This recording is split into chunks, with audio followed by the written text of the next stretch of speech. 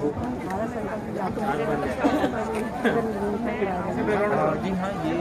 विकसित भारत संकल्प यात्रा के तहत जो है नगर निगम रायगढ़ के अंतर्गत ये दूसरा कैंप है। प्रतिदिन 2 कैंप लग रहे हैं और इसमें जो है प्रधानमंत्री आवास, प्रधानमंत्री विश्वकर्मा योजना, प्रधानमंत्री स्वनिधि योजना, आयुष्मान कार्ड योजना, इसके साथ साथ निःशुल्क सिकल सेल जांच, टीबी जांच और साथ ही साथ बीपी शुगर की निःशुल्क जांच और उज्ज्वला योजना जैसे 17 महत्वपूर्ण जो शासन की महत्वाकांक्षी योजनाएं हैं उनको विशेष तौर पर यहाँ पर फोकस किया जा रहा है और उनके जो लाभान्वित छूटे हुए जो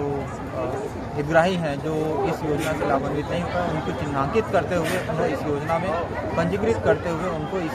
सभी योजनाओं में से जो पात्रता अनुसार उनको योजनाओं का लाभ देने का ये उद्देश्य के साथ इस यात्रा को किया जा रहा है। और